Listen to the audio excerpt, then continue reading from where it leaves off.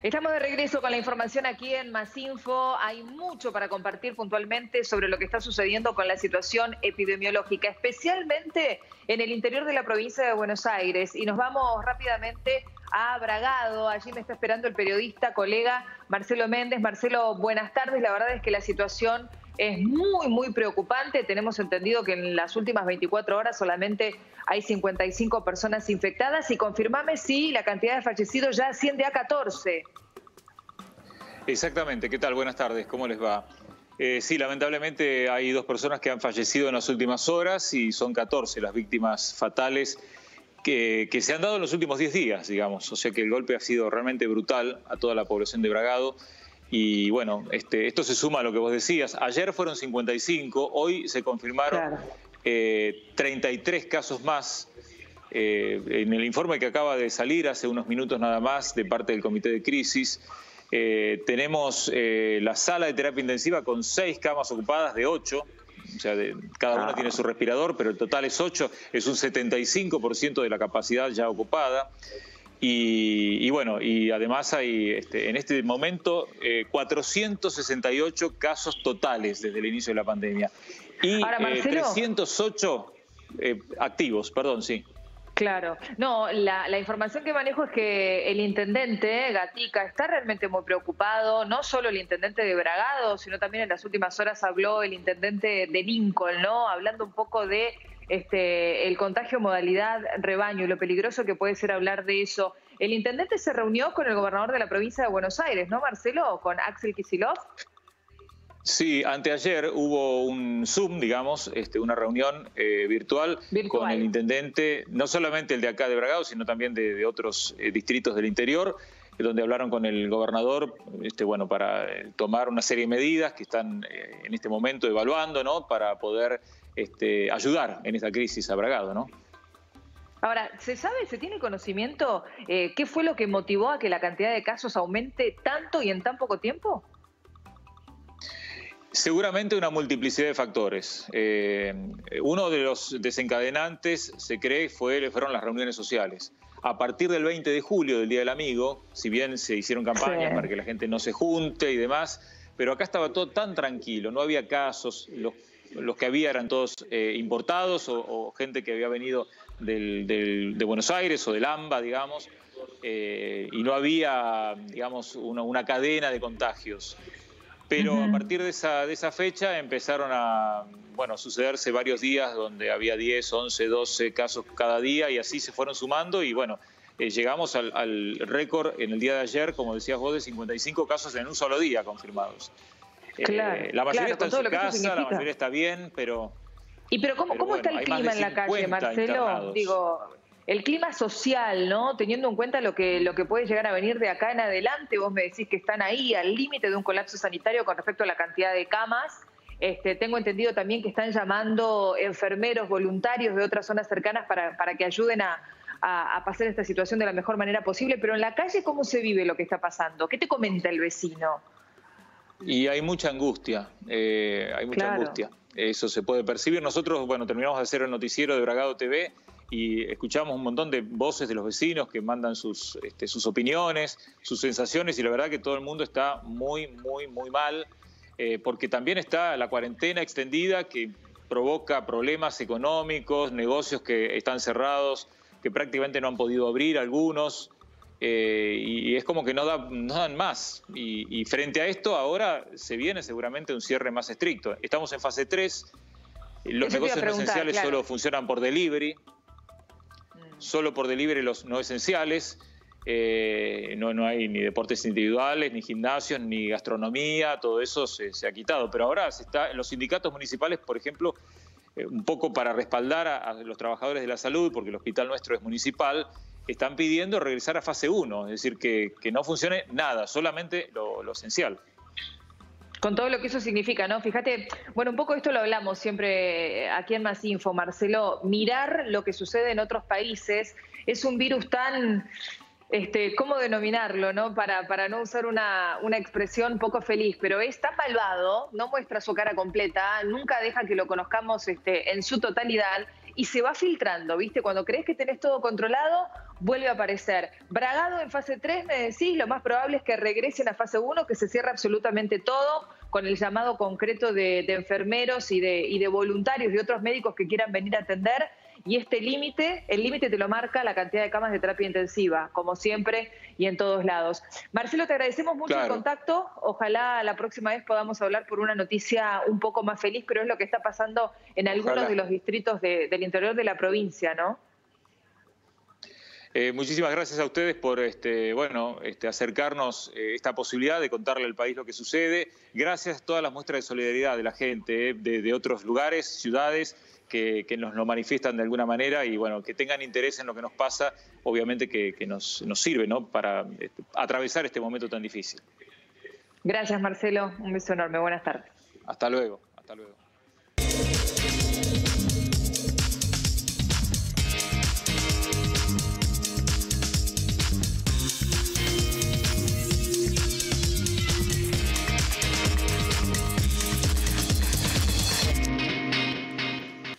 Bueno, Diego, llegó el momento de recorrer el mundo y ver la situación del coronavirus alrededor del globo. Vamos, Diego, a Francia. Vamos primero a Francia, donde ya es condición necesaria, es obligatorio salir en París con la mascarilla, tapabocas, barbijo, como quieras llamarlo.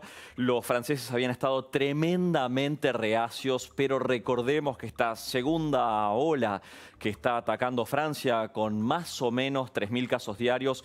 Recordemos, para poner en contexto, Ale, 250.000 casos más o menos en Francia, 30.000 muertos desde el inicio de la pandemia. Y en este contexto los parisinos tienen que estar con tapabocas, ahora sí, en todo momento y lugar, en lugares públicos abiertos, cerrados. Se están implementando una serie de medidas, de restricciones que no habían estado en su lugar antes y se está posiblemente yendo hacia mayores cierres de la economía. Lo que hay que aclarar también es que Francia nunca tuvo una cuarentena tan estricta como quizás sí Italia o España, ¿no, Ale? Diego, realmente uno piensa, o por lo menos tenía la esperanza de que con el calor se apagaran los focos de contagio de Europa. Eso es de lo que se venía hablando por lo menos, pero los rebrotes nos demuestran que incluso con el verano no termina el coronavirus.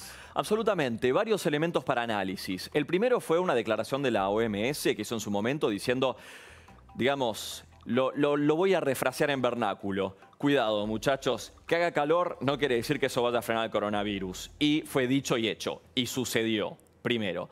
Segundo, fue la necesidad de abrir las economías. Francia tuvo una contracción económica récord que casi que estuvo mordiendo por delante y por detrás en los últimos meses del 20%, comparado con el mismo nivel de actividad respecto del año pasado.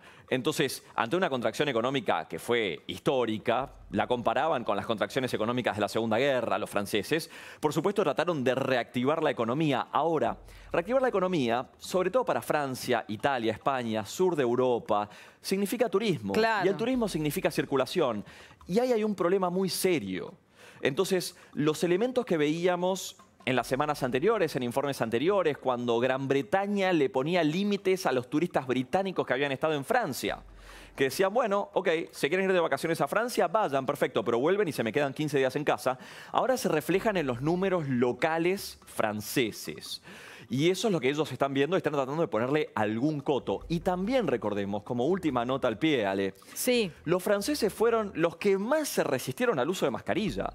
Fueron lejos los que a nivel de calle, y según informes de personas, digamos, informes anecdóticos que yo recogía conversando con periodistas y compañeros en Francia, era que, por ejemplo, vos ibas a un restaurante, te sentabas en el restaurante, dejabas el barbijo puesto, te pedían que te vayas, porque no querían dar la imagen de que había gente con mascarilla en su restaurante. Bueno, acá están las consecuencias, ¿no?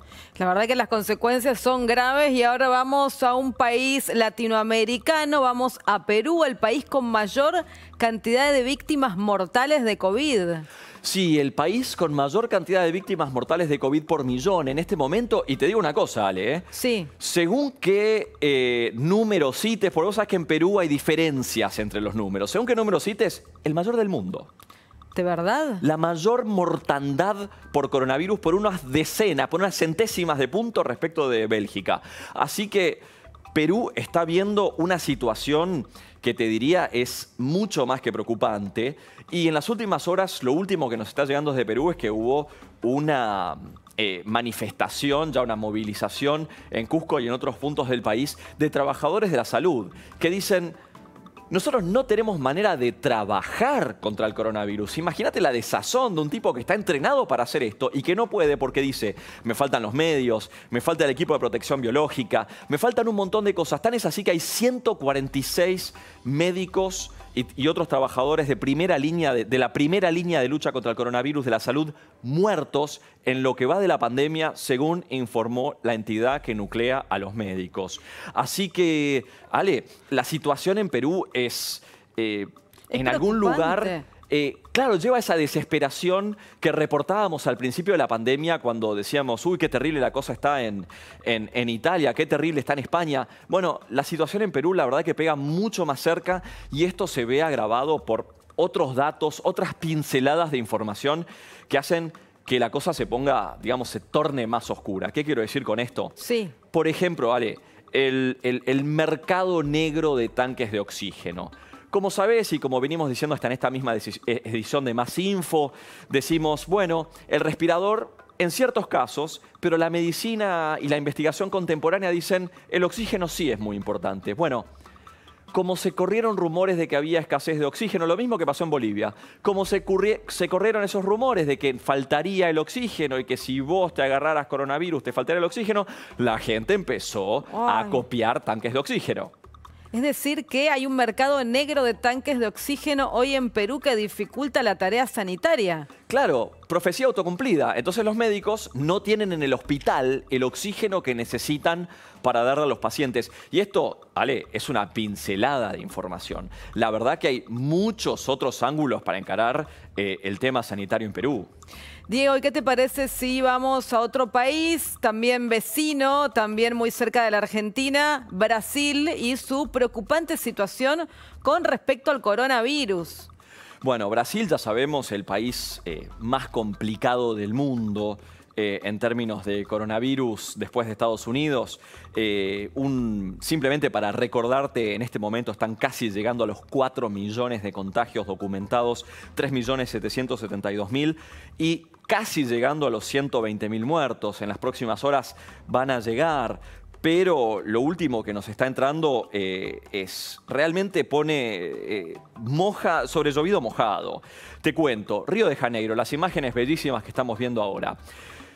El alcalde de Río de Janeiro, perdón, el gobernador de Río de Janeiro, Wilson Witzel, está complicado por la justicia porque no solo, o sea, no conforme con tener una de las tasas de mortandad más altas del planeta en su jurisdicción. Ese es un detalle que no se nos puede pasar por alto al momento de reportar esto. No solo por tener una de las tasas de mortandad por millón más altas del planeta, ahora lo están acusando de haber desviado millones de reales en corrupción, en compras indebidas, en compras incorrectas. Y, por supuesto, el juez Bendito González primero le hizo órdenes de cateo, registros, acusaciones gravísimas. En este momento son presuntos delitos, recordemos eso, subrayo el lenguaje correcto que me corresponde usar.